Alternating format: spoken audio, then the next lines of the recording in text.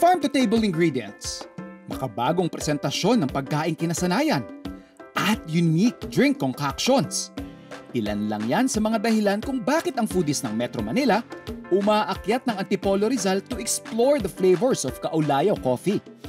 Kaulayaw started during the pandemic, 2019. From before, we scraped out yung mga foreign menus natin. So we went to full-on local dishes na, which is reimagined Filipino dishes. As much as possible, we try to serve our guests mga deconstructed, reimagined Filipino dishes.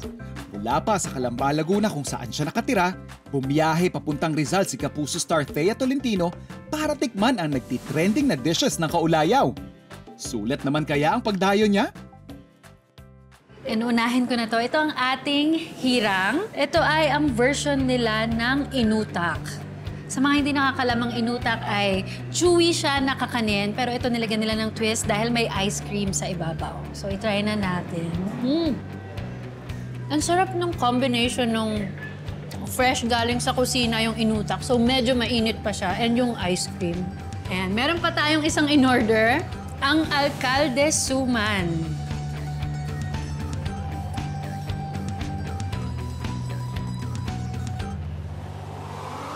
Kakaiba siya. Kakaiba siya gawa ng mango puree. Medyo may pagka-crispy yung labas niya dahil nga fried siya. Ang sarap niya, ah. Ang gayuma ay espresso na may orange. Interesting take siya sa coffee. Kung naboboard na kayo sa usual lasa ng coffee, ayun. Try nyo to. Bihira yung mga natatry ko na masarap na orange espresso, actually. Isa to sa mga masasarap na natry ko kasi balanse lang yung lasa ng orange, yung pagka-citrus niya and yung espresso. Usually, na-overwhelm, nagiging weird yung lasa kapag masyadong madami yung orange. Bukang liwayway naman is pineapple espresso. Kakaiba yung lasa niya. Hindi ko masyado nalalasahan yung pineapple. Medyo naging bitter yung lasa niya na medyo mas malapit yung lasa niya sa pagiging tsaa. Pero may coffee. Ganun yung lasa niya. Gustuhan ko naman siya. Dito naman tayo sa mithi. Ito ay ang deconstructed bilo-bilo nila. So, ganito siya kainin.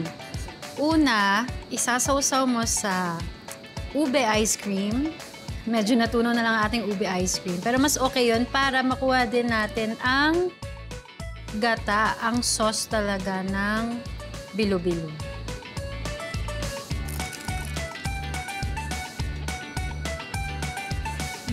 Sarap. Sarap. May langka siya sa loob. Actually, hindi ako fan ng bilo-bilo. Pero kung ganito yung bilo-bilo, kakain ako ng bilo-bilo. Sakto lang yung pagiging chewy niya and hindi siya mahirap kainin. Itong tala ay dragon fruit with lemonade. Sobrang gusto ko siya. So far, ito yung favorite ko kasi lately, into refreshing drinks ako. Sobrang natuwa ako kasi kakaiba yung dessert nila, tsaka yung take nila dun sa mga drinks. And hindi nga ako masyado kumakain ng kakanin, pero yung presentation kasi nila kung paano nila ginawa yung mga kakanin nila, nainganyo ako na itry yung kakanin. We started po with the vision and mission talaga to help local farmers. Nag-employ tayo ng mga members of the 4Ps. Tapos ngayon, meron tayong mga mommies sa kusina na ang challenge ay they cannot bring their kids to school. So kahit papano nag-create ng program si Kaulayaw wherein we give them financial support.